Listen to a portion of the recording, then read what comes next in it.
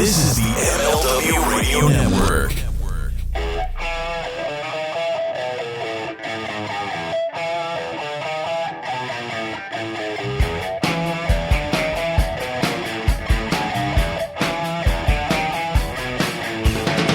Welcome, everybody, to the Mind of the Meanie, your weekly beacon of the world according to former WWE superstar and ECW original, the Blue Meanie. We'll cover wrestling, music, movies, sports, and lots of useless knowledge, all contained in the Mind of the Meanie. I am your tour guide, Josh Shernoff, and he is the Blue Meanie. Meanie, what's on your mind?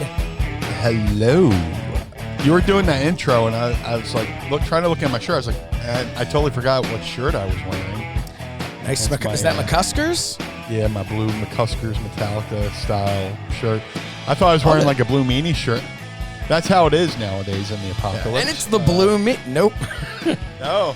I was going to put myself over and do the Superman like, Hey, you know what? Nope. Instead, we're putting McCuskers over, which is good. Oh, I always put them over. I miss them. Yeah. Hey, one of these days, man. One of these days. Yeah. One of my favorite posts during this whole thing is Dougie, one of the McCusker brothers. It's like, listen, man, you guys better be drinking the apocalypse. I don't want to be around for when your tolerance is low and have to deal with your bullshit, you know? Oh, man.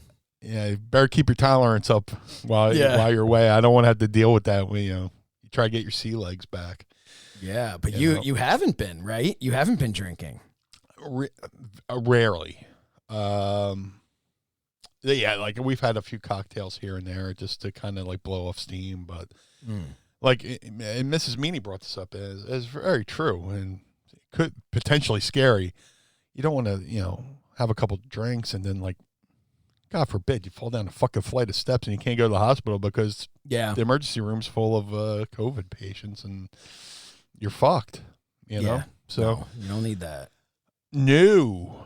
But there's a fine, there's a fine line between having a couple of drinks and getting sloppy drunk, and listen, at the same time, you can fall down the stairs, straight as an arrow, clean and sober. So, it can happen to anyone, but I completely understand the idea of let's not tempt fate.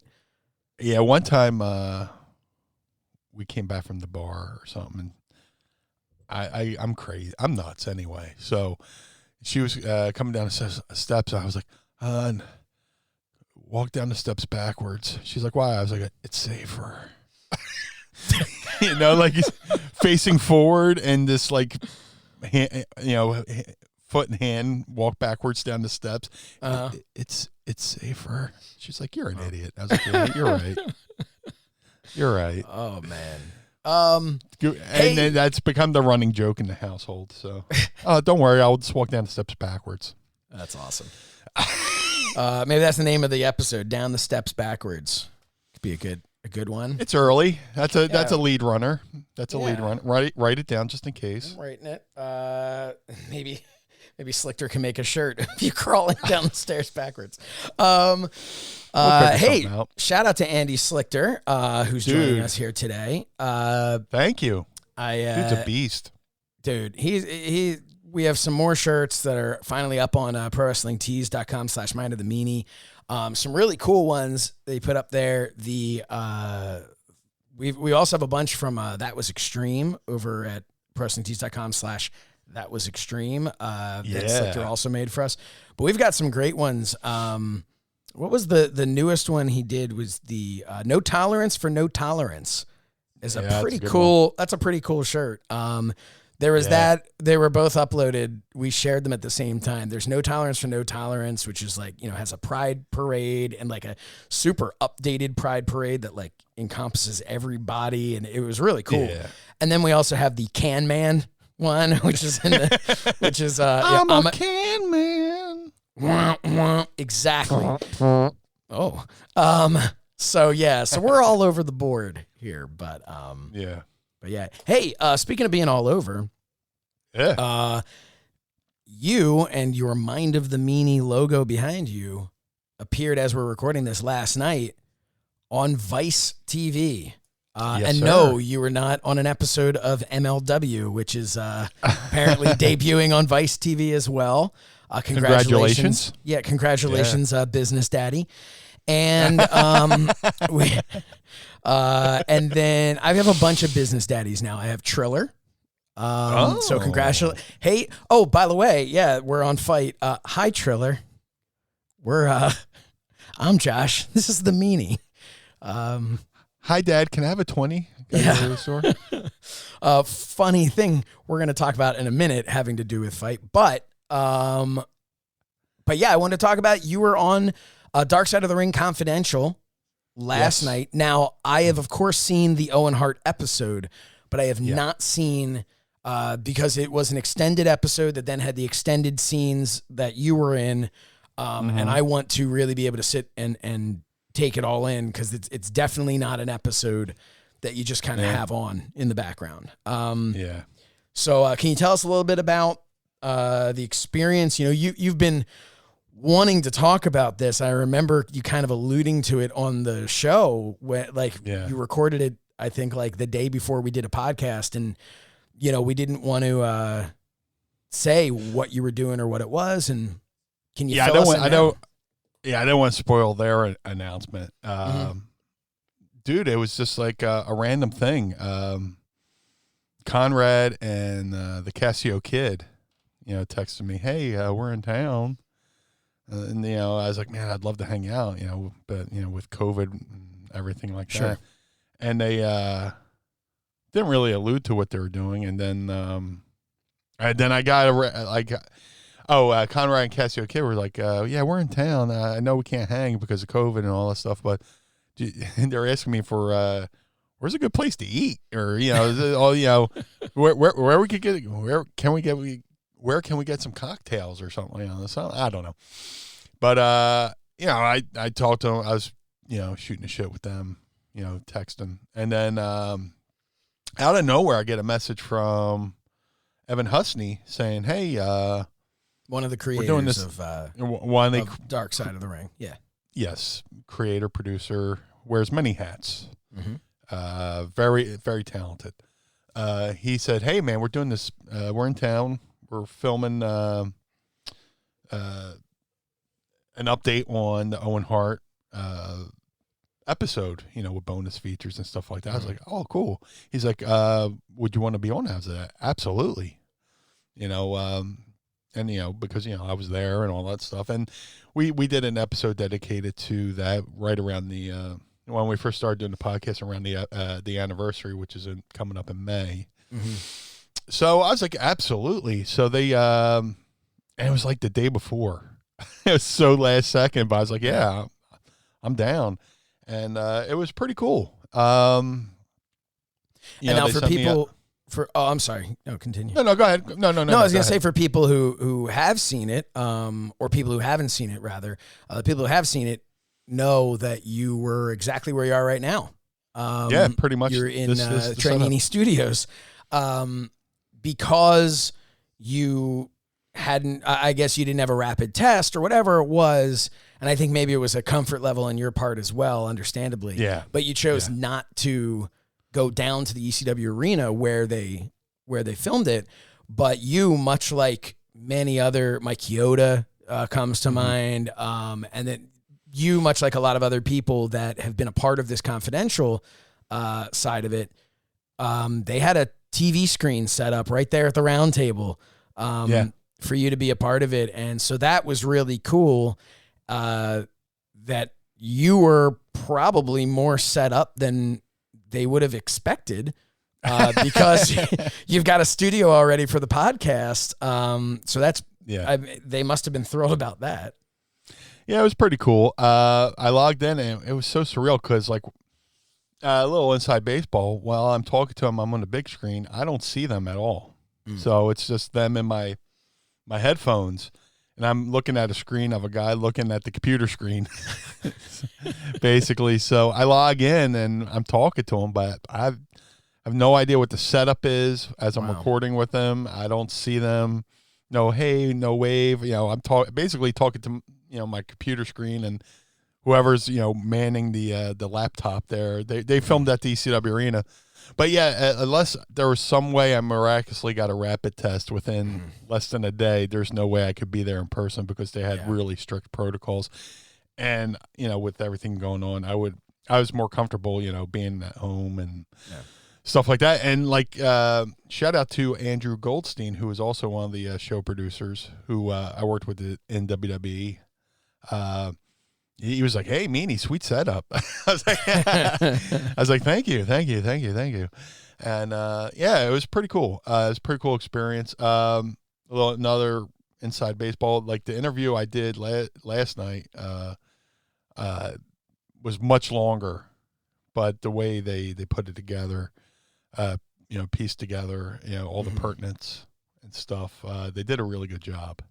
And hats off to them and their production crew. I hate to use the term excited to see it because the nature of it, but very interested to see it. And I'm curious, watching it back, did you feel? I felt that the first episode of the Owen Hart story, what was the title? The Last Days of Owen Hart? Is that what it was? Final Days. I think it's the Last Days or Final Days. Sorry. And because I confuse it with the Road Warrior episode, which is the last ride of the Road Warriors. So I'm confusing those two titles. But I remember watching it gave me this sense of closure that I didn't even realize I didn't have. I got a tiny bit of that sense of closure when we did the episode you mentioned before.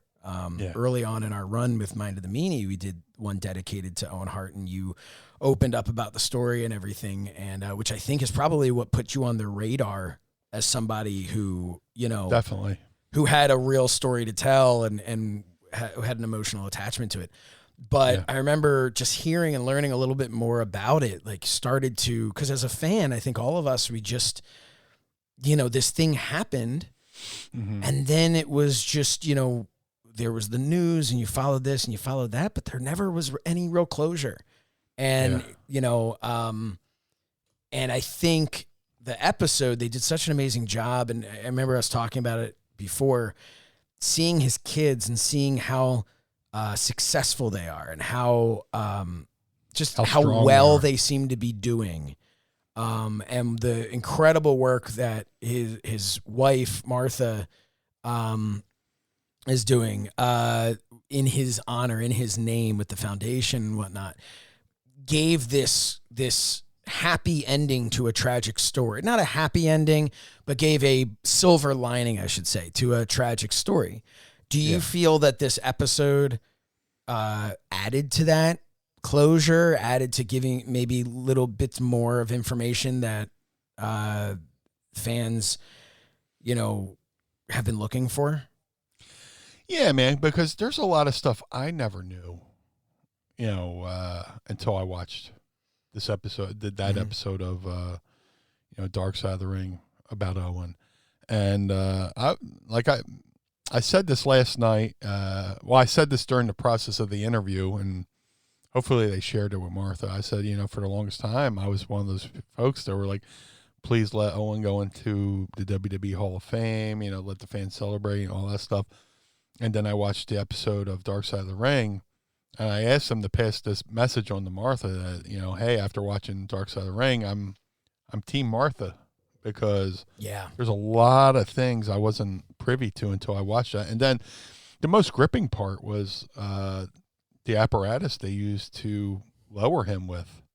I was like, dude, I got this thing on my belt, that holds my keys. This is more sturdy than what they used to lower Owen. It's insane. Just for the fact that they used that because they wanted quickness, but they didn't really need him to be so fast and unharnessing because he was the first entrance. Yep. They could have unhooked him during, Godfather's entrance, and nobody would have noticed. They could have took their time. So, if I remember correctly, the story was always they wanted him to be able to undo it and then take a step forward and fall. Like this big superhero-like entrance, and he comes down and he steps forward and he falls. Like that's the gag. Yeah. in retrospect, you can look back at it and say, kind of would have been funny had he been fiddling, trying to figure out how to undo his thing and taking all this time. And they're like, look at him. He can't get out of the, Yeah. That's very easy 20 plus years later to look back and see. But at the same time, I mean, watch it. If you haven't seen it, we've talked about it before. You can, available, mindofthemeanie.com. You can check out all of our episodes. And of course, check out Dark Side of the Ring Confidential. They go into it. It's just a tough rough. Story. The more, I remember watching it, you're almost watching it hoping there's going to be like a different ending, Yeah. Yeah. And that's how it is with a lot of these episodes. Like I said, the only thing I wish was different about Dark Side of the Ring is I just wish it was longer. Because I'm sure there's, and I'm glad they're doing these confidential shows because they show you stuff that they left out. I mean, they're victim of time restraints. They have 44 minutes to squeeze in these stories. But now with confidential, they're showing extra clips. They're having more people come in and add perspective and stuff like that. So I was very honored when they asked me to do it because I'm a big fan of the show. I'm a big fan of the guys behind the scenes. And I'm just a mark for documentaries in general. Mm-hmm. And, I know it's Dark Side of the Ring and they're tragic stories, but, and there's stories a lot of, the hardcore fans know. Mm-hmm. But there's a whole audience out there that has no idea about these stories. There's the casual fan who literally has no idea about these stories. Yeah, and for you to have an opportunity, the stuff that you shared about Owen, to have that opportunity, that platform. There are plenty of people who knew him and loved him and, they worked with him, they're friends with him, who never really had the platform that you were lucky enough to have with this show to be able to get out there. And now all these people on Vice are watching this and kind of hearing from you and again, realizing that I'm completely Team Martha as well. I agree with you. Yeah. But it's also a really great thing to show that, the show went on figuratively and literally, but the show went on the next week. It was back to storylines, back to things like that. But that, that may have been what you saw on TV, but for the talent that was there, like that's not something you'll ever forget. That's not something you ever got over. And I think that's an important side to see as well, as a fan or as people, in his family. So, I thought it was really cool. I'm looking forward to watching your part in that. I thought it was great of them to include you and include the story in general. Yeah, man. Thank you so much to Evan and Jason and Andrew and Conrad for having me, especially so last second, and the fact that we're able to pull it off, and it was really cool, man. And a lot of people reached out to me who I hadn't heard from in a while. Dude, I know we're putting a bow on this, but I told a story about like how I checked my phone the next day and there was all these messages from, my friends and family who thought it was me who passed away. Right. My friend Joey Campbell from the Swamp Candles watched last night, and as the show's going on, he's like, dude, I was one of those guys who called. I was like, absolutely. And he tweeted that to the producers, hey, I was one of the guys who called too. And I was like, yeah, man, I was thinking about this. I was thinking about Joey when I was telling that story. Yeah. And that's an added aspect to what makes your story that much more interesting, because you kind of got to see a little bit of what it would be like for your friends and family, if God forbid something happened to you, and that's not something that, we get to see ever really in life, and not something that I think anyone really wants to see. No, but it's an interesting thing. It's an interesting part of your story and part of that story in general. But yeah, so definitely check that out, everybody. Absolutely, please. But it's cool for you to be on Vice and getting that gorgeous face out there, and it's nice out. But hey, speaking of your face and your likeness being out there, this is an audio show. It's also a video show. And that's why for video, I'm going to show everybody what I have in front of me right now. That is right. From Chella Toys, it is the Mind of the Meanie 2-pack, mint on card. There is the Blue Meanie. There is myself, Josh Shernoff. And this packaging looks incredible. You can see the back. It looks just like the old Hasbro. It's kind of tough to see because we got lights here and everything. Yeah. You can see it. Very cool. The characters in the back. We've got the real world champion, Nick Aldis. Of course, the Mind of the Meanie 2-pack. And then we've got the Dynamite Kid and All Ego Ethan Page. So we're in good company there. And we've got has our origin, has a little bit about us, has our social media. And then the bottom there, I love this. One is the master of the meanie salt. The other is the superstar of sarcasm. Together, they form the Mind of the Meanie podcast. So very cool. And I'm just going to pop this one open here. See, this is why you joined the Patreon. So, yes. Just to hold these in hand. And they are, these are real. Look at this, Meanie. Your hands, they move. That's awesome. This is real. This is a real figure. It's heavy. It's hefty. Hefty. I can interview you. There we go. I got the removable microphone, which the Blue Meanie. Unlike the prototype, the microphone goes in the hand and doesn't fall out when you turn it upside down. I was worried about that with the prototype, but a prototype's a prototype, And that's something that's so cool is while the prototypes, I would always tell people, they'd be like, what is it like? And I'd be like, it's really cool, but it feels like a custom figure because it was hand painted and all that. These are just, our skin tone is the plastic. It's not painted on. It's just so cool. That's awesome, man. Yeah, they did an amazing job. Really excited about these, and they are available now. So people have already been reaching out. Hey, where's our? Have they shipped yet? We're starting to get some feedback though from people who have received them, which is really cool. It is really cool, and absolutely, we have begun shipping the ones that were ordered from mindofthemeanie.bigcartel.com, or you can just go to mindofthemeanie.com, follow the link there. The ones that have already been ordered, we began with the very first pre-order.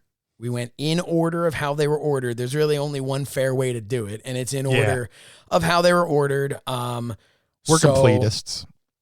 Yeah, so they're going to, we'll get to you. The only ones that are jumping over and skipping are the signed ones. If you ordered a signed one, it has not been shipped yet, even if you're the first person. Why? Because we have to sign them. So our hope is this week, Meanie, this coming week.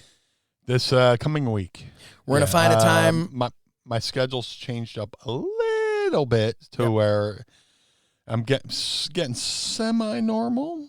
Yes. So, we'll figure out a night where I can cruise on up and, sign these gorgeous figures, man. Yeah. I'm blown away, really. Oh, wait until you see them. Wait until you're holding them in your hand. They're incredible. They really are. They did such an amazing job. Yeah. Thank you so much to Chella Toys for trusting us enough to want to put these into production, because I say this every time. It's an investment, and thanks for investing in Mind of the Meanie. And thank you, everybody who has purchased these. It's been incredible. Every day, there are more and more people buying these from us. JB Toys is sold out. We took the amount that we had, and it was all divided up. They've sold out. Chella Toys has, I believe, they have sold out with the exception of there were some damaged packaging. Of course, if there's damaged packaging, we pull those. We're not giving those to you. So they kind of cut theirs off and said, we've sold everything that isn't damaged. And I think they're just kind of looking through to figure out, like most places, I know Ringside Collectibles does this all the time. They'll, give you a slight discount and they'll sell you the damaged package one. But, so as we go through, if we find some damaged package ones, we'll probably open that up as a separate, you can go buy the figures or you can buy them signed, and we'll probably have a damaged price as well. Which, listen, if you're trying to get them just to rip it open anyway, not a bad deal. So it's fair.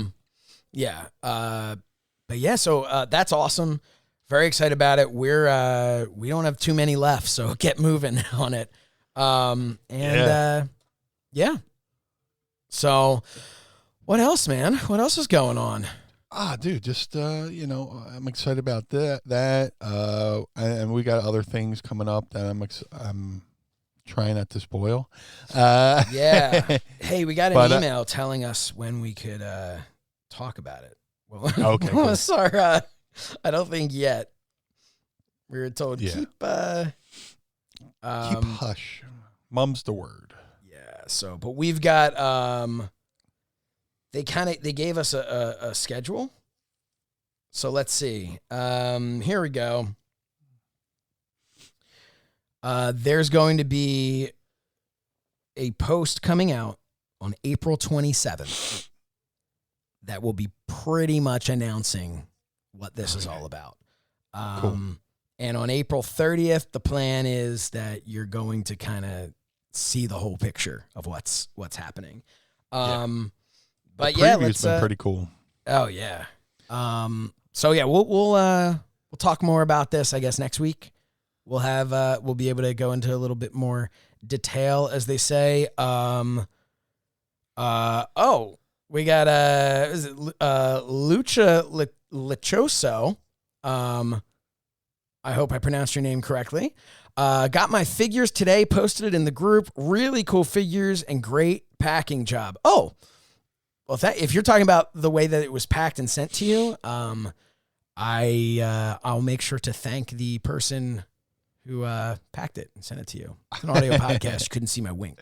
Wink. No, I'm glad it got there in one piece. I'll have to check the social media to see, but that is great. Yeah, so they're getting there. They're coming out. So this is exciting now that people are actually getting them in their hands. This is really exciting. Whoever's packing them is doing God's work, because I really hate going to the post office. Like, the post office to me is like the new version of the DMV.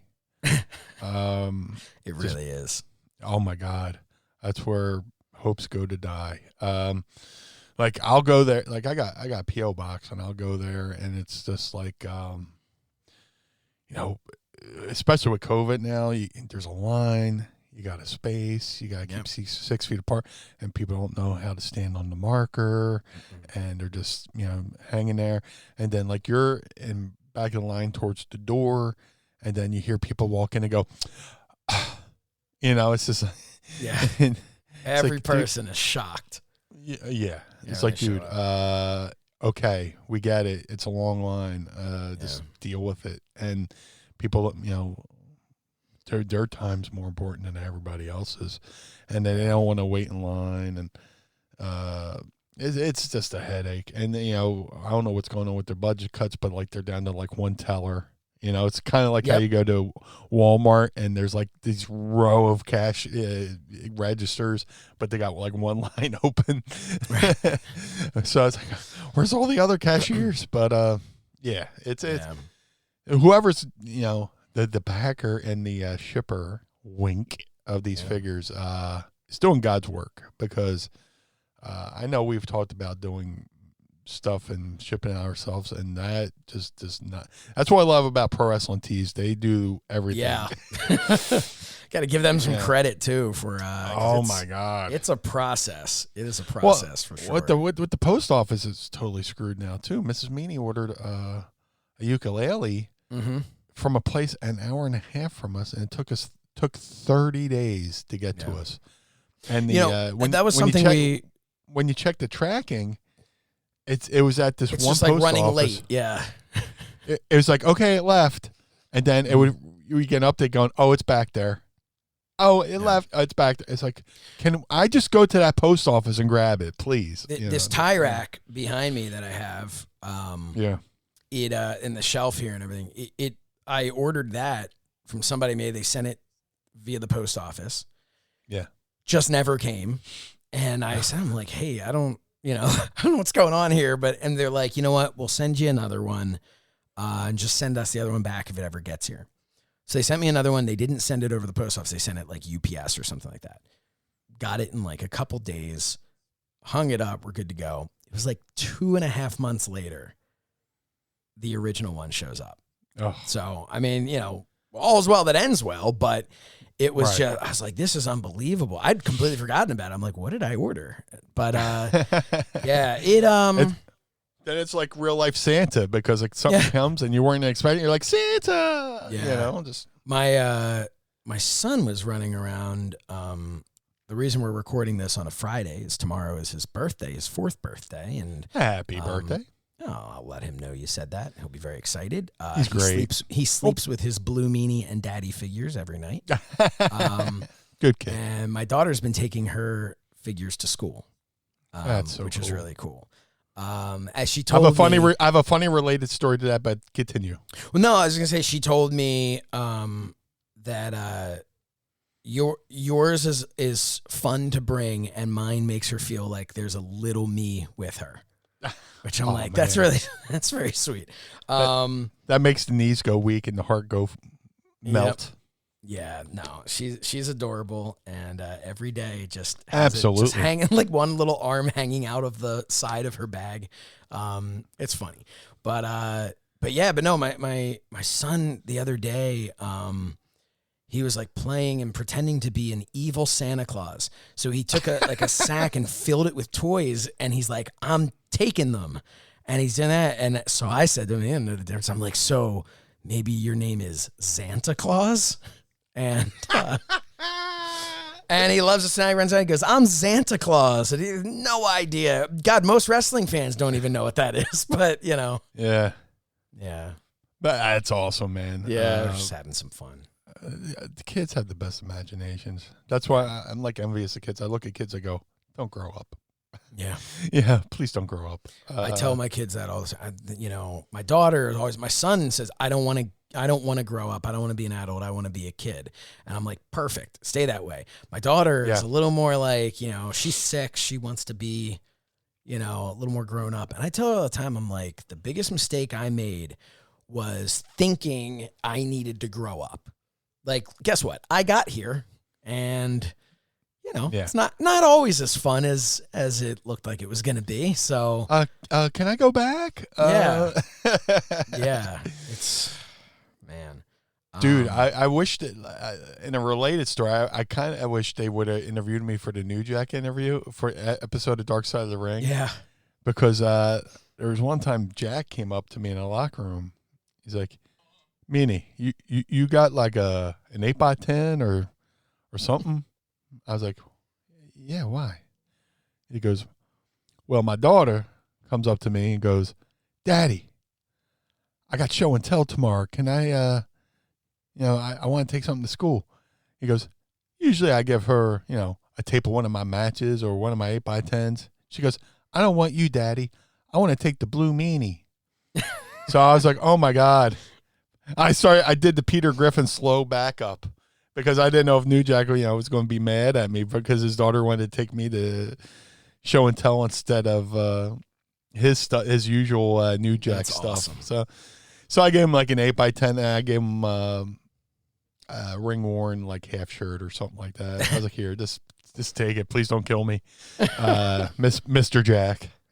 So. That's like awesome. I said, I'm the Barney of professional wrestling. Just Yep. Hey, And boys and girls. And this figure just sends it over the. Dude, it does. It's really cool. But again, it's. I mean he's saying the heftiness of it, but there's weight to it. Whereas the material, and it was really hollow. The prototypes, they don't feel the same. This feels like an action figure. Like you don't really realize that the other one didn't until holding both. But I was kind of bummed I didn't get to play with the prototypes, but the way you describe them, I'm kind of glad I didn't because I'm kind of a klutz. I was so worried that they were going to break. These I have no fear about at all, and not just because I have 300 of them sitting in my office, but it's cool. I think I sent you a picture of it. I have this the people working on our kitchen who, for the love of frickin' God, they like, dude, I'm at my end. with them again. And the guy comes in, we're telling him, we're like, hey, so the grout you put down, it's crumbling.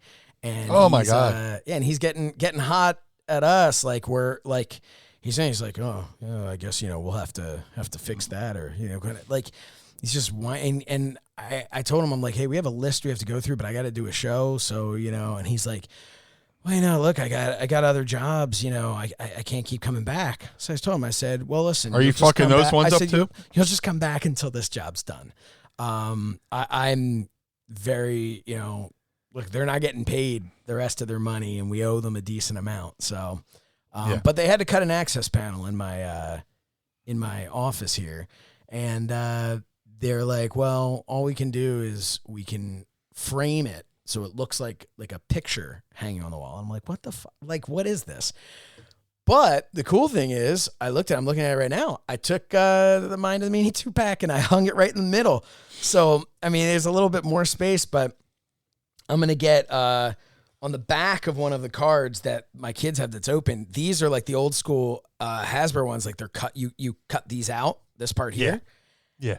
And so I'll have that, kind of put a little frame and sit that there. So it's like the back of the card. And then I was thinking I'd get like the concept art, and like maybe like I'll print out a picture of like our 3D rendered stuff. So it will look like I have this kind of weird, like not shadow box, because it's not inset. So it's kind of, but this like weird framed thing. But I'm like, well, whatever. At least it'll look like a weird framed thing of the figures, as opposed to just this random ass frame of nothing sitting on my wall. So that's cool. Yeah, I'm having some fun with it. But it's like this old house, but where Bob Vila doesn't know what he's doing. Yeah, it's like this old house, except it's a new house that they've built that they haven't done a good job with. And I love when they're like, oh, well, the floor's a little uneven. We're like, well, you fucking built the floor. Yeah. I don't want to hear that it's uneven. Dude, you have no luck. No. This is like your second If I didn't have bad luck, I'd have no luck at all. That's it's like your second dude. Yeah, this is it's annoying. But my gym is pretty much finished. Couple little things here and there they need to touch up, but we've got them coming out, I want to say tomorrow, to put a mirror in there. And we got the TV mounted, and I mean, it's a very modest gym. It's got an elliptical, it's got a TV, it'll have a mirror on a wall, and it's got a weight rack, and a little rolling bench. Like that's, I mean, I don't have a cable machine, I don't have a big thing, and we don't have the space for it. But dude, I've been getting up every morning and working out, which has been kind of brutal some mornings. But look, the world is back. And I'm coming back. Yeah. And before you know it, this summer, I'm going to have to be wearing pants. And I've been wearing a suit jacket and shirt for a while, but I'm going to have to squeeze into those pants. And so I got to hit the cardio. But, dude, I heard a report on the news, because I'm driving around, listen to was it KYW, like here in Philly. That's our local 24-hour news, whatever. It's KYW News Radio 1060. 1060. But they just did a report where they said, man, a lot of gyms are kind of screwed because people in the apocalypse had kind of learned how to keep in shape without having to go to a gym. Yeah, it's and you're like the second or third person I know that's built a gym in their home. Yeah, and it's funny, we had been talking about doing that prior to, the world shutting down and everything. So at least we were like a little bit ahead of the curve on that. We had the elliptical, at least. We just didn't have anywhere to put it. But yeah, a lot of people are finding that. And that's what, but a lot of people are having, I'm going to use this to plug a friend of the show here, Matt Mangle. Matt Mangle from Talking with Friends. There you go. Got my Talking with Friends t-shirt. Matt Mangle from Talking. Oh, hold on. We've got a Mrs. Shernoff run-in. Oh. So she has to go pick my daughter up from school. Yeah. Oh. She needs my keys to do that. There Your you go. wife needs the keys. My wife needs my wallet. Yep. Well, Yeah. Just gonna sell my car. So anyway. I don't know if we talked about that on there, but like before. It may have been before. I think that was before we went live. So for those who weren't there, when we were chatting with our Patreon folks, Mrs. Meanie had to order some Trixie Mattel makeup. So she's like, I can't find my wallet. Give me your wallet. Yeah. So I had to spend $50 on makeup. So yeah, why not? But then we learned a little something about the type of makeup you used to always use, which hey, join Patreon if you want to know. But do it. So what was I saying? Oh yeah, Matt Mangle. So Mangle has Mangle Strength and Conditioning. It's he's an exercise physiologist. He's got, what does he have here? A BS, a CSCS, FMW. I don't know what the fuck, but he's got all these FMS, SGX, all these letters next to his name. I think he's starting to make some of them up. But Matt was always a in-person personal trainer. Then he had classes that he would do and everything. And then COVID hit, and he has managed to do Zoom, Zoom calls with the clients, and he runs Zoom classes and does all this stuff. But through that, he started a thing on YouTube called Personal Training Unlocked. And it's super new and small. And basically what it is he pops in for these like 10-minute videos. And I'm looking at it right now. Like he just started this and does not have a ton of subscribers. And we're going to have to change that. Absolutely. But he's got 4 videos up there right now where he goes, one of them, he covers the pandemic posture, the fact that everyone's at home sitting at their computer, and different ways you can work on your posture. He's got dynamic stretching, part 1. And he's got, starts off with basics. And you'll see it's been improving as time's going on. He started this just filming on his phone. Now he's got a nicer camera. Now he's got a nicer microphone. And next thing you know, you're going to see he's got lights. Yeah, you're going to see cool lighting that he got. Yeah, from doing the Talking with Friends. He's been investing more in all of this stuff. So if you want to go check that out, unfortunately he hasn't hit the 100 subscribers yet. This is brand new, and he needs 100 subscribers to get that URL. So right now you have to go on and you have to Google Personal Training Unlocked, or not Google, put it into your YouTube, Personal Training Unlocked, and you'll be able to find it and go click that little button there. Tell him mine and DeMeanie sent you.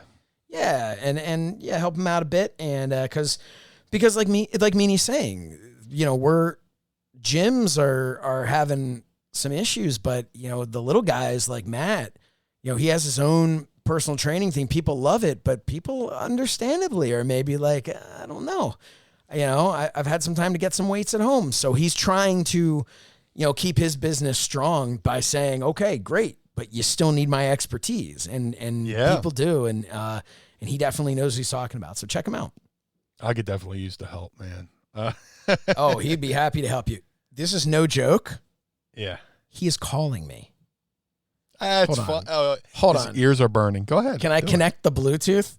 Let me see if I can connect the Bluetooth. That's up to him, man. Hey, Matt, can you hear me? You're live on the air. Oh, hold on. I'm trying to connect you to the Bluetooth. Here we go. Can you hear me? What are you doing? Well, yeah, what am I in the middle of now? Can you hear him, Meanie? I can hear him perfectly. Okay. So, Mr. Meanie Heffron, how are you, sir? Hey, don't throw in that last name. I'll think I'm in trouble. Go ahead. So, Matt, yes, joke, officer. No joke, Matt. You will hear this when you listen back. Literally, what we were talking about when you called was Personal Training Unlocked. Oh, okay. No joke at all. You're going to tell me to close it up, right? Yeah, yeah. We were just talking. I was like, man, what a terrible, terrible thing Matt from Talking with Friends has done. RJ says he's just subscribed. Yeah, we were telling people. Appreciate it. Thank you. Yeah, Meanie was talking. We were talking about home gyms, and Meanie was talking about the challenges that some gyms have had, and we were talking about how your gym that you have and how you started this personal training Unlocked, and as a way for people who are choosing to work out at home now, as a way for them to get some expertise. So it normally, had you called while we were recording, I probably would have been like, shot you a little text, hey man, recording, call you after.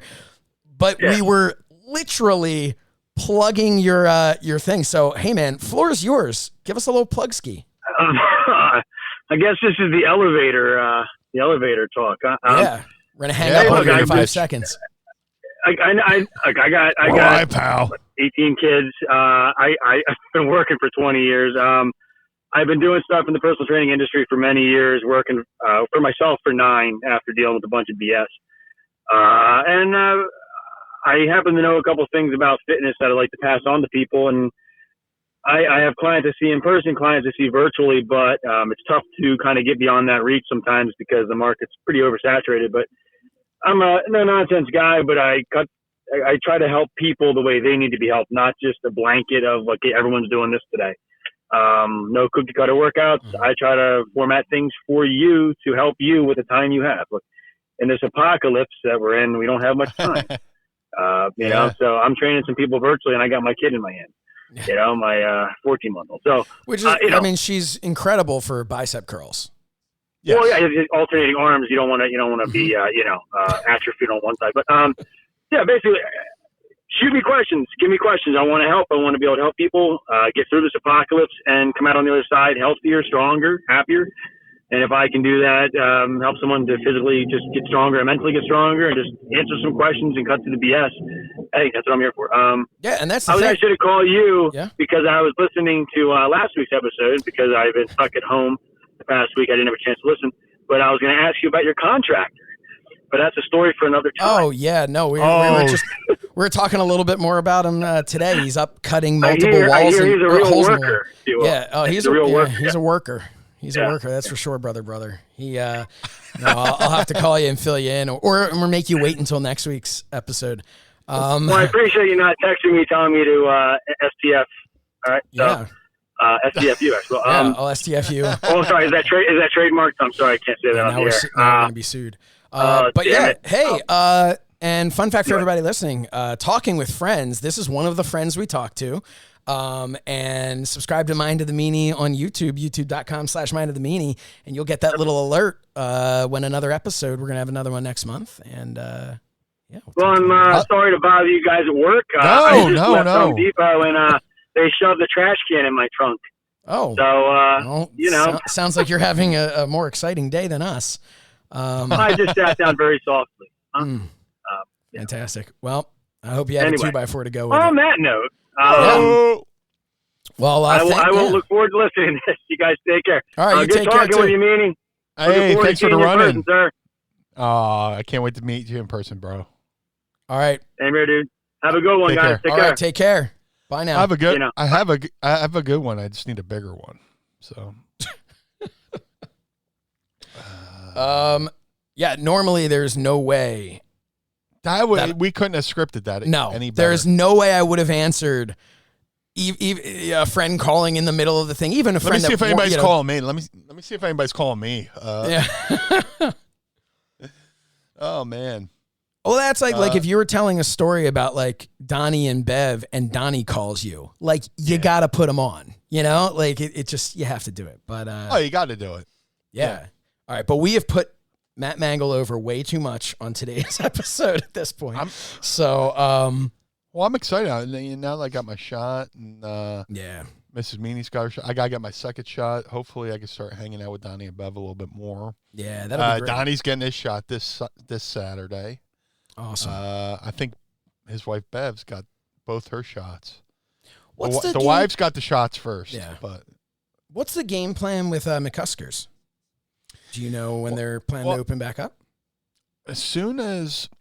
While you tell that story, I'm going to crack this open. Yeah. Oh, I got one, too. Let me see. What you got? I got Peach and Honey. I got the ugly lemon lime. Nice. This is a brand new flavor, peach and honey over here. That sounds pretty good. Yeah. You know, I'm gonna have to hit up your Wegmans when I'm in the hood.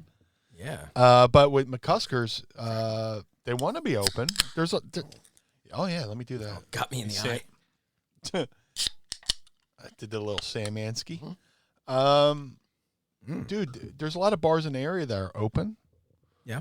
But in order to be open, you got to serve food, and a lot of bars are being sneaky about it. And then to get around the food, they'll give you a Pop-Tart or a thing of popcorn or whatever. They're like, look, if we want to open, we're going to open on our terms. And with serving food, you have to go out and get a whole new different kind of permit and stuff like that. So it's kind of like, no. Does McCuskers not normally? They do, but like they want, the city wants to do this whole other thing. You have to go out and get this whole group of permits. That's a pain. Yeah, it sounds a little bit like a cash grab too, but it's shocking. And I can't imagine a city wanting to do that. Yeah, well, they're in no rush to do it because they own the property. Yeah, so all they have to worry about paying is the electric bill and the property tax. They're not leasing from somebody else, whereas some of these other places are. Thank goodness, man, because that's what's putting a lot of people out of business. Yeah. And as a landlord myself, I can tell you, you hear a lot of these things about these poor businesses going out, and and I feel for those people. I truly, truly do. Yeah. But then I'll sometimes hear the people who are just like, well, they shouldn't be charging them rent. We're in a pandemic. And it's like, listen, I support my family by charging people rent. And, I'm not some multi-million-dollar company here with it's, so there's a side to everything. You hear all these complaints from people that are just, the evil landlords who won't accept. It's like, I've been very lucky, but if one of my tenants went out, I would have been screwed, and it's commercial, but I would have had to, start dealing with the legal ramifications of that. What does our lease say? What is that? Going to maybe parent companies of the, of the tenants we have. And it's obviously that's different on a much bigger scale because we do have, corporate backings and whatnot. But you have to feel for the people who just, they own a little bar and they rent to somebody who, or they own the location and they rent to a bar, and then the bar is closed, and you feel bad for the people who own the bar, but you got to feel bad for the landlord too, who's sitting there going, well, I don't have any money coming in. I got to pay property tax. I got to pay the electric bill. I got to pay the water. I got to, so it's been a cluster all the way around. And, it sucks for everybody. Hopefully we're nearing the end of this, Yeah. Speaking of landlords, I kind of, I'm fortunate to have the landlord I have because, there's been times where, I've been down at, when I broke my hand and, I couldn't, all my bookings went away and, things dried up for a little bit. He stuck by me, It's awesome. He's like, hey, don't worry about it, and he actually reduced my rent, so I can, get by. And then, dude, I had this really cool moment the other day that I have to share. Please. I've been in this house since 2003-ish, and I had a different landlord when I got here. And, he sold the house to my current landlord. He said, I'll sell you this house, but you have to keep the tenants.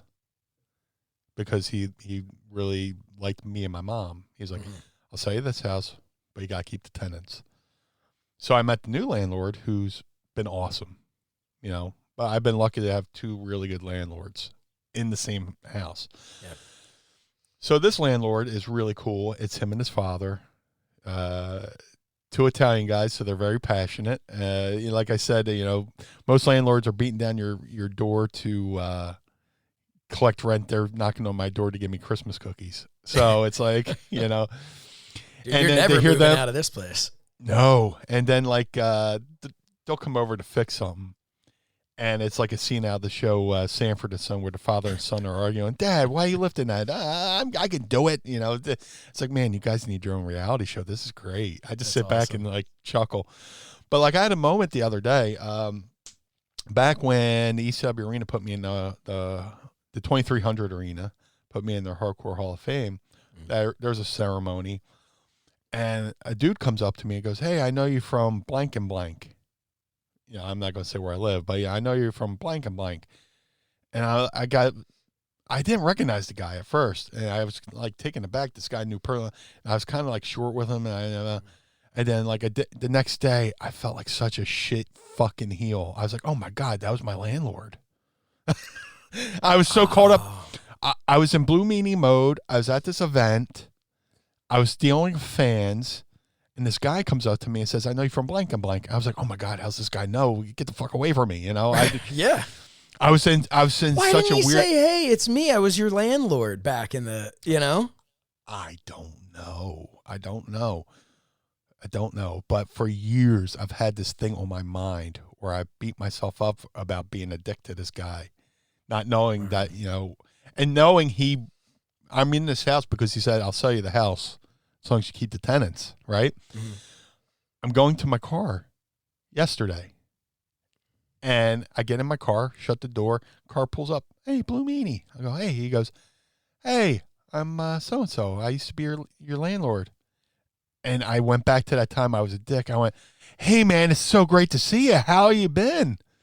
You know? Yeah. I was given the opportunity to right something I did wrong. Did you tell him that? No. Okay. But I went, oh my God, this is my opportunity to right a wrong. This is my opportunity to redeem myself. I was like, hey man, how you doing? How you been? And I really, you know, I was like, hey man, I really appreciate you. You know, the time, you know, when you sold the house and you told him to keep me and all that stuff. You know, I love being on the street, and I told him how much I appreciated him. So that's awesome. All that stuff I felt for the years, I'm like, oh, Meanie, you're such a fucking idiot. Why were you such a dick to that guy? He did you such a fucking solid. And you know, man, that must be like a weight that you had forgotten you were carrying. You have no idea. Wow, that's awesome. And you know what? Things happen for a reason too, because I've been having a problem with my car. Like my front right tire had like this slow leak, right? Mm-hmm. And like I have a electric pump you put in a cigarette lighter and thing. So it went from being a slow leak to a fast leak. Mm-hmm. And for whatever reason, this day I had to put air in my tire. As I'm putting the pump in the car and getting the seat, maybe that my slow leak went to be a fast leak to keep me around so that guy could come up and say, hey, Blue Meanie. Man. So I went and got I fixed my own tire the other day. I found out that this product called Slime, you just put it in your tire. Mm-hmm. Now my tire's like good as new. But like, you think of all these little things that happen, you know, they happen for a reason. You know, like, you know, you go to lock up the house and you take 2 seconds to go, oh, fuck, I forgot something. You go back in the house, and then you go where you were going to go, and there's this horrible car accident. You're like, man, if I hadn't gone back for that thing I forgot, I might have been stuck in that accident. So something really cool happened to me this week. Yeah, that's deep. That's it really is. Like, and that's incredible. Yeah, it just, you know, this whole, you know, pandemic gets you down. And I feel it. You feel it. Mrs. Meanie feels it. Like, all our families are. But like to have a cool moment like that where like I got to write something that's been bugging me. That's amazing. Because there's a lot. I call them my name is Earl moments. You know, when he goes back in time to try to right all these wrong. And there's few people in my life I've been a dick to. Sometimes mostly, definitely unintentionally. Some people, they deserved it, but you know, I've said some offhand shitty things, you know, thinking I was being funny and not knowing certain factors. And you know, man, I wish I could go back in time and fix that, you know. So I had a chance this week to fix it.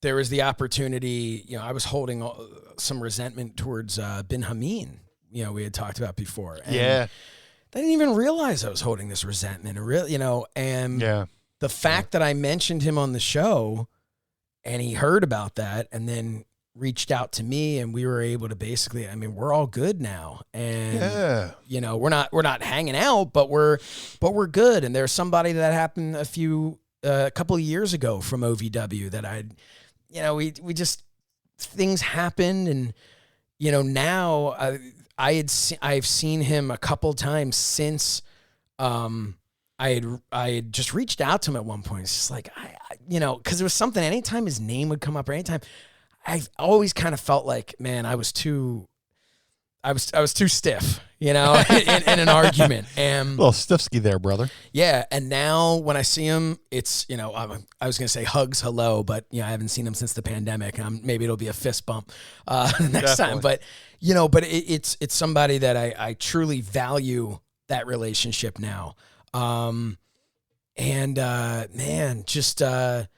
But there was even something that wasn't even on the same, level of like somebody you had to fight with. I remember there was this girl I went to high school with, and we had birthdays like right around the same time. And my birthday was first, and we had like said something like, "Oh, we'll keep in touch." And we were strictly just friends, but we'll keep in touch and all that stuff. And we're like, "Yeah, we'll send each other birthday cards. It'll be fun." Well, she was a grade above me, so she goes off to college, and sure enough, on my birthday, I get a card from her, and she kind of screwed me a little bit because she put some like glittery stuff in there, and that did me a mischief. But still, put the card in there. I was like, dude, that's awesome. And you have to remember back in the day, this is not we didn't have text messages back then. We didn't have things that she sent me a birthday card. I'm like, that's awesome, and I'm like, I gotta get her birthday card. Completely forgot. We also didn't have a thing called Facebook back then. Yeah. There was if I forgot, I didn't have it written on a calendar. I was just remembering the date and I forgot. I have a similar story like that. And it's just, oh dude, that bothered me. That bothered me for so long because by the time I remembered, it was too late. I can't send a birthday present 6 months later or a birthday card 6 months later, whatever. And it was just a thing. And we, grew apart. We never really talked to her again. And about 2 years ago or so, we'd become friends on Facebook, but it was getting to be the time for the birthdays. And I see her birthday's coming up. I wish her a happy birthday, not on comment, but in a private message. And I said to her, I was like, you probably don't remember this at all, but and I told the whole story. You sent me a card and I meant to, and I forgot. And then too much time went by. And I have always felt like such an asshole for that.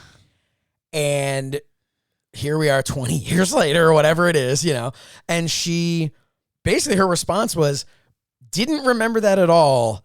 But, you get credit for, bringing it up all this time later and all that stuff. And it was just like a weight lifted, this stupid little weight that didn't matter, but but especially someone who did much like what you're saying, not on the same level at all. Birthday card and making sure someone can stay in their home are two different things, but here's somebody that thought of me and did something nice for me. And I didn't return the favor in showing the proper kindness, and not because I was being a jerk. I just forgot or I didn't know. And so, little things like that. And the lesson that I learned from all of the lesson that I've learned from all of this, and I'm sure it's the lesson that you've learned, is it is never too late. If as long as both people are still there, it's never too late to just, if something's bothering you and there's this random person you haven't reached out to in a long time, just do it. If it's somebody, and again, like you said, some people deserve it. If it's the ex that you look at and you go, yeah, they can still go fuck themselves, there's no reason for you to reach out. But if it's the ex that you're just like, man, we were kids and I hope they're doing well because they were nice and I could have been a little bit better in that relationship. You know what? Hey, reach out. Maybe they'll think you're weird, but so it's like they're the people who still deserve the heat. And then there's the people who just like, man, you'll be better for it. You don't need to carry that stuff. Yeah, I've definitely reached out to a few people. Sorry for being a dick. But, Yeah. You know. Oh, yes. I'm sorry. I was gonna move on to ask you a bunch of questions, but Oh, that's cool. yeah. Yeah, like to put a bow on that, dude. I got a friend, Jolene. My birthday's May 18th. Her birthday's May 11th. Every year on my birthday, I get a birthday card, and I go, "Shit, her birthday was last week." It's my my Matt Damon story. Like, Yeah. Thanks for the Christmas birthday card. Sorry, I forgot yours. And she's been cool about it. It's funny. It's our running gag. I have my old friend Emily. We've been friends for way too many years than I want to admit. But I've known her since middle school, and her birthday is 10 days before mine. Mm-hmm. So every single year, it used to be a phone call, and in the last 10, I haven't seen her since 2003 was the last time I actually saw her in person, which is horrible because, we've made plans of like, we should get together at some point, and it doesn't work out. And that sucks. And hopefully when the world comes back to normal, we'll be able to get our kids together and everyone can hang out. And I really hope so. But every year there's a text back and forth. Very cool. But I always, and I've joked with her about this, where I always kind of wonder, because her birthday comes first, I always remember. And I always think to myself, if I didn't give her a reminder 10 days earlier, would she remember to text me 10 days later? But there's nothing I can ever do because I can't be like, well, I'm not going to do it this year and see if she remembers. Because then she'd have every right to be like, well, he forgot mine. I'm not messaging him, So I guess we'll never know. But yeah, it's funny how that works. It is. Hey, before we go to Ask Meanie anything, I want to talk to our viewers on Fight TV right now. If this is your first time tuning in to us on Fight, I have some terrible news. So we've been going back and forth about this. We talked to our Patreon members before about it. We love everybody that supports us. We appreciate all of you so much. But our Patreon members, especially the early ones that have supported us from the very beginning, we kind of had, when we had the conversation with Fight and were approached about putting the video version on there, we thought that's cool. It'll open up, more people will reach more people. But full disclosure, Meanie and I have always kind of been a little uncomfortable because the video version was something that we knew no matter what, that was, if you're a Patreon member, you get to watch the show. If you're not, and our Patreon members have been awesome about the fact that they've never once complained that we basically took something that was special that they paid for and gave it away for free. And we went back and forth, and as we were renegotiating some things with Fight about future stuff that we're going to do. Some, we had the successful Meanie Mania, which was awesome, and they want to have some more events like that. Of course, they want to continue and lock us in for more alternative commentary, which we're super thrilled about. We pretty much, Meanie and I talked about it a little bit, and then we went to Fight, and we pretty much said, hey, how do you feel about us not doing a weekly show with you anymore, but we'll do this, that, and that. And because the people of Fight are incredible, they're awesome, they were like, yeah, no. They're like, take care of your Patreon members. That's cool. So we really appreciate that with Fight. We want to make it very clear, we didn't get canceled. Fight loves us. We love Fight, and we appreciate everyone who's tuned in because we've had a really great turnout here on Fight. We would love if you would consider joining us over at patreon.com/mindofthemeanie. There's a lot more that you'll get than just being able to watch this. You get the early stuff of the conversations we have with our Patreon members. You get an awesome Zoom call every month. We do watch-alongs. We pop in with random things here and there. We have exclusive merchandise. It's a great community. We have a private Facebook page where everybody interacts. We have a lot of fun. So unfortunately, this is the final episode of Mind of the Meanie on Fight. But we really hope that you will consider joining us at patreon.com/mindofthemeanie. We have many tiers from relatively low all the way up to the Sorensen blue level. We would love for you to just kind of give us a shot and see if maybe that's something you'd like to be a part of. Because we would love to have you. So again, we appreciate everybody who has tuned in on Fight. It's been a lot of fun. Really cool to have this show on Fight. And we will have many, many more shows on Fight, just not the video version of the podcast. So yeah, we're not going anywhere, Fight. You will still, or Fight fans, you will still see us. Definitely see me. I just recorded like 20 things for Fight this week. But you're sick of me. But don't worry, you will still see the Blue Meanie and myself. Very cool. Yeah. So and thank you to Fight for being really cool, man. They're awesome people. Yeah, they've been so great to work with. I'm excited to, again, I have my 30th episode of So Says Shernoff coming out this week, as you're listening to this. Nice. With special guest Eric Bischoff, which I am very excited about. We are going to spend the time talking about James Sorensen's drink with him. And no, we probably won't get to that. But yeah, I'm really excited. I got some great questions for him that things I've always just wanted to talk to him about. So really excited for that. And that's still on Fight. Again, weren't canceled. Have an incredible relationship with Fight. We just wanted to we really appreciate the people who pay to be a part of this community. And we've just kind of always felt, we got excited. And I was admittedly the one really pushing for it when Fight wanted to work with us.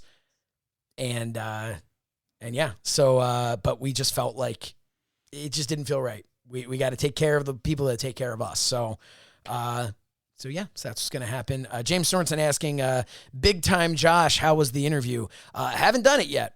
So no idea. By the time you're hearing this on a Monday, I did it. We're doing the interview on Sunday. So nice. Yeah, looking forward to that. But yeah, so a little inside baseball. I record So Says Shernoff episodes on Sundays now.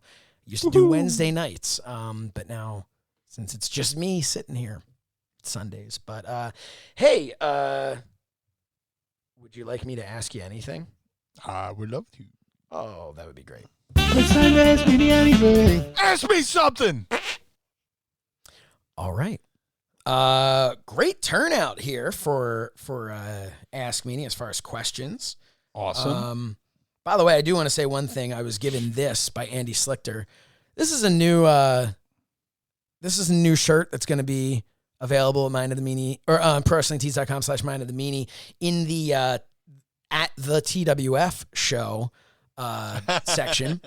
It is hard, and it's a spring, and it's referencing one of the rings that Afa the Wild Samoan had with this gigantic spring right in the middle. It was like bumping on the sidewalk. Oh my God. So yeah, that's what an amazing shirt. And Slichter just sent it to me. Dude, that's great. That's fantastic. It took me a second. I was like, what was this about? And then I remembered we told that story about that spring in the middle. Yeah, but again, check that out. But enough of me and talking with friends. Let's talk Blue Meanie. Meanie? Yes. This first question comes to you from me via someone else. Here we go. Okay, hey, this is a fun one right there. Mark and Dryden, what was the best year for ECW where everything clicked? Storylines, great matches, great TVs. # Ask Meanie. Everybody says this, and I kind of have to agree. 96 was like a really good year, and it's a shame we didn't get the pay-per-view in 96 instead of 97. I was going to say 97 always stands out to me, and I think it's because of the pay-per-view. Yeah, but like so much good stuff happened in 96, man. Just every show felt like a home run, and the atmosphere. Not that it went down at all, but just 96. That kind of seemed to be the spark. Another question here. Chit Chat Gaming, Mike, says, what was your favorite parody you guys did in ECW? Let's leave BWO out. Oh, definitely Kiss. Kiss was good. And then me and Stevie did a skit where we invaded Todd Gordon's office as, well, he was Stevie Richards, but then like he was trying to pitch different wrestlers to Todd Gordon. And I would come in as Colonel DeMeanie, and then I came in as Sir Meanie, and then the kicker was BlueDust, and I sprawl across Todd Gordon's desk, and he's screaming, Richards! Richards! Richards! And then the camera cuts out as I'm going, BlueDust, and I mean, that's a memorable one for me as a fan. The cut they did on Todd Gordon going, Richards! Cut. Such a perfect cut, you know. Keeping the theme of favorite things, James Sorensen writes, favorite match you had in your 99 run in WWF? Oh, my God. I had some pretty good house show matches that never made air. I liked working with Christian a lot, Christian Cage. I had a couple good matches with Val Venus, too, because, you know, Val, you know, was a good worker. Well, still a good worker, you know, but,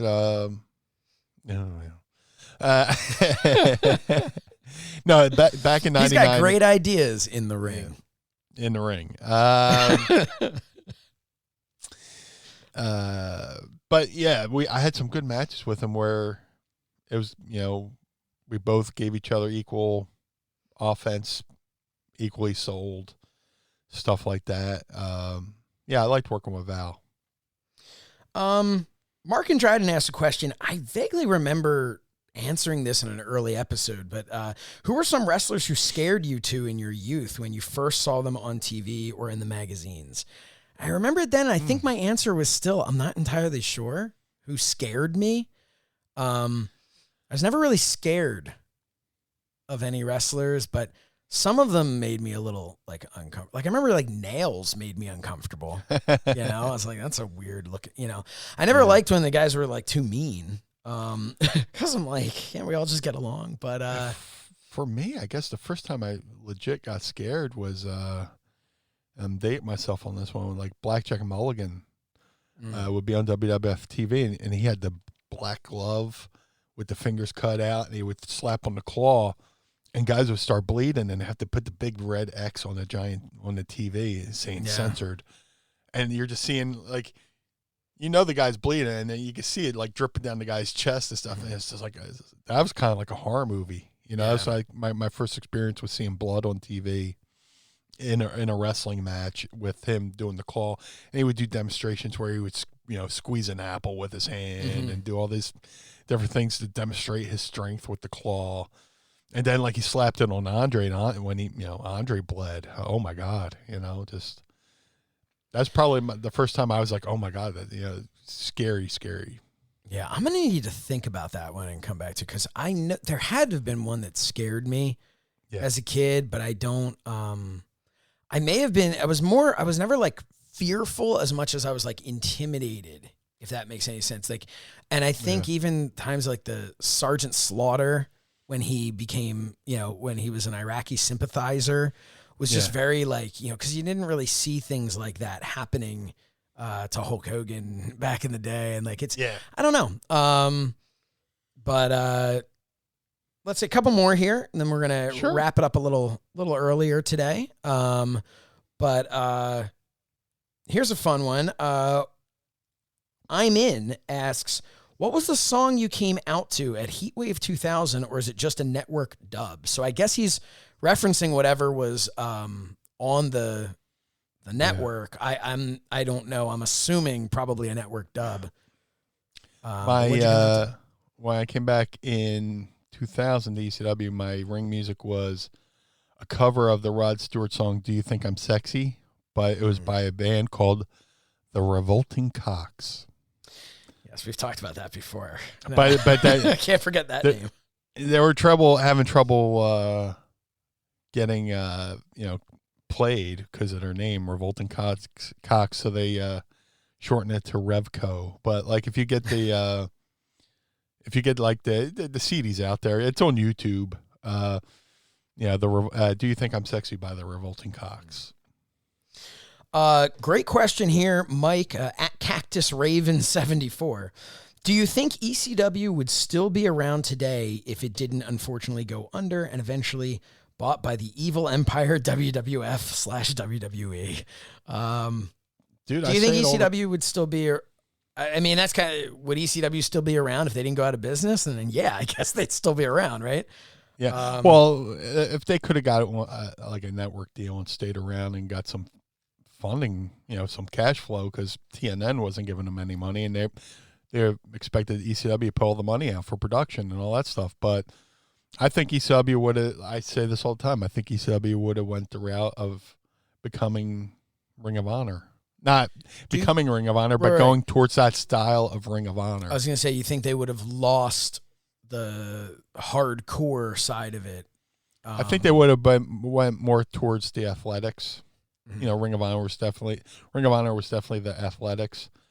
And, the Ring of Honor booker, Gabe Sapolsky, was already in ECW. So I'm sure Paul would have tapped him to help him with creative, and ECW would have became more like a Ring of Honor.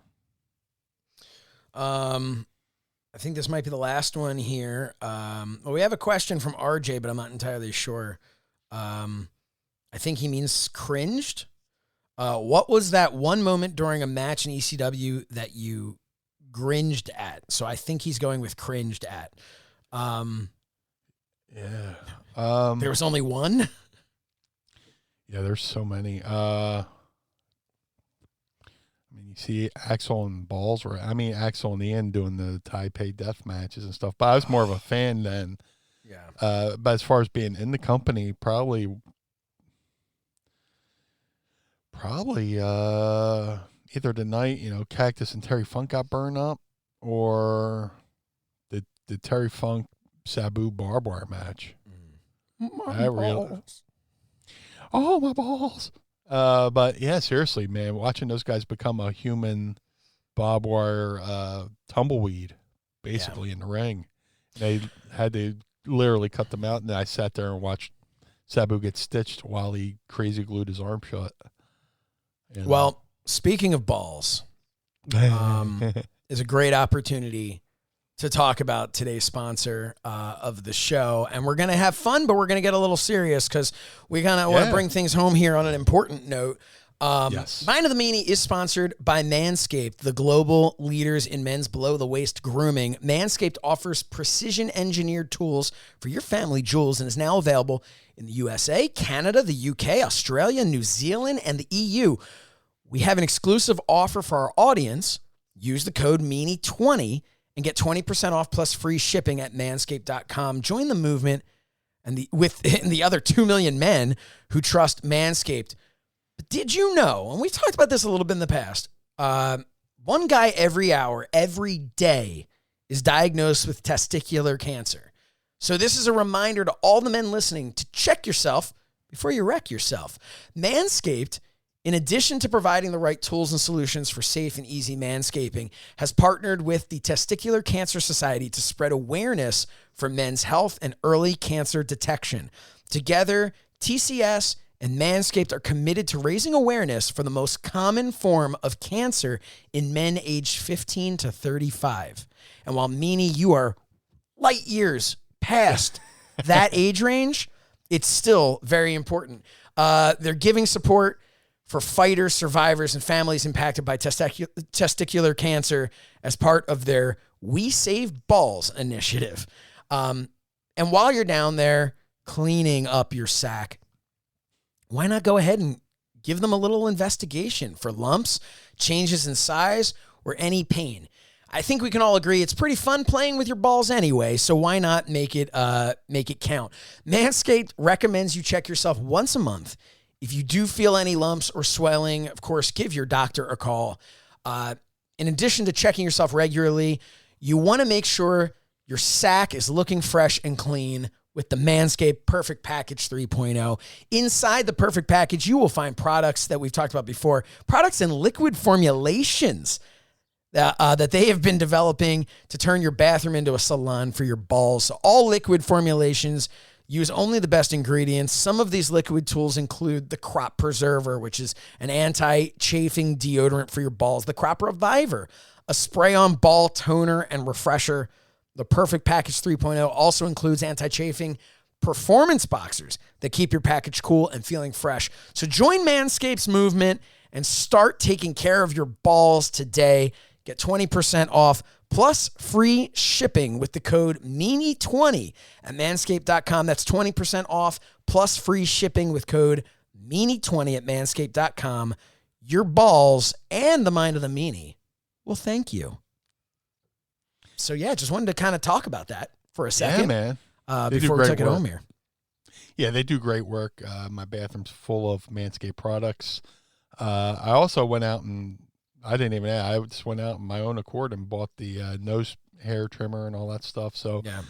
they have some great quality products. Please use our code and save some money and some shipping. But you're also helping a worthwhile cause. Yes. And yeah, gentlemen, check yourself.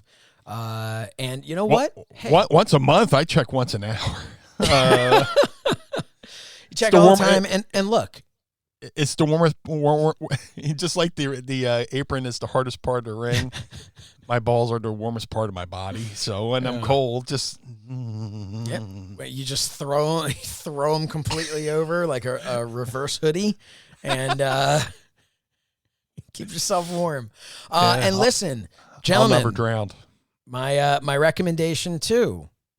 Not the end of the world to kind of use this with your significant other.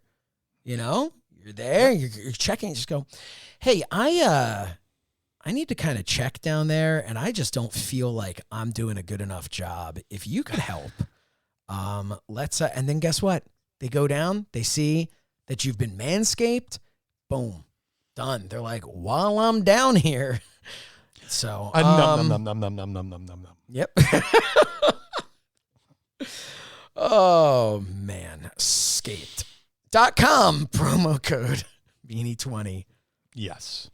Well, yeah, dude, this was a fun episode. Excellent show today, I think. This is a lot of fun. We're kind of a quick in and out over here, but yeah. But hey, these such is life. These Mind of the Meanie action figures aren't going to ship themselves. So you know. Oh, and if you've noticed, I put it back into the package. So if you end up getting an open one, my bad. No, we will not send an open one. Very cool. Yeah, but no, this has been a lot of fun. Hey, everybody, while you're at it, go to social media and follow us at Mind of the Meanie across all platforms. That's Facebook, that's Instagram, and that's the Twitter. Make sure that you check us out at youtube.com/Mind of the Meanie. You can hit that like, hit that subscribe, and hit that little bell so that you know when all kinds of fun things and Mrs. Meanie running, talking with friends, a little inside baseball, anything. Maybe that's what we'll call our behind the scenes. No matter, you don't know what is going to be popping up there, so make sure that you subscribe. Hey, do you like Cameo? Because if you do, go to cameo.com/BlueMeanieBWO or cameo.com/So Says Shernoff, and we'd love to say hey. Also, check out our great shirts. 99.9% of them were created by Andy Slichter. You can go to ProWrestlingTees.com/Mind of the Meanie. Check out some great Blue Meanie and BWO shirts over at ProWrestlingTees.com/Blue Meanie. And of course, you want to support me? Go over to ProWrestlingTees.com/So Says Shernoff. Check us out at Patreon.com/Mind of the Meanie. We really think you're going to have a lot of fun with us over there. Great community that has been created. So I hope that you all check that out. If you watch us on Fight, don't stop watching us. And if you have to stop watching us, then please listen to us. Go Wherever it is that you get your podcasts, we drop every single Monday at 6 a.m. That's MondayWrestlingInc.com, not Friday, as you've reported the last 15 times that you've posted a little snippet from the Blue Meanies, like 5-minute interview. They're getting a lot out of you. But yeah, so definitely check us out over there. Meanie, anything else you want to say before we go? As always, I greatly appreciate everybody involved, from you, Josh, to our folks at Patreon, the people who download us every Monday, man. We have a community here, and I'm grateful to have this community of like-minded folks. Like we said, we have no tolerance for no tolerance. So this was a great show. Great. I'm glad we got a little bit more folks in the Patreon today, because we're doing it on a Friday. I love those pre-show chats. So I love everything about this show. It's my escape, from the real world. So thank you for everybody for being here. Thank you to Fight for having us. Thank you to Fight for being understanding. And thank you to our Patreon folks. And thank you to Manscaped for believing in us and supporting us. Yes. And again, manscaped.com, promo code Meanie20, save 20% plus shipping. Thank you, everybody. Hey, check out So Says Shernoff this Thursday night with Eric Bischoff on Fight.tv. And we will be back next Monday and every Monday for another trip into the mind of the Blue World Order. The world of MLW radio never stops.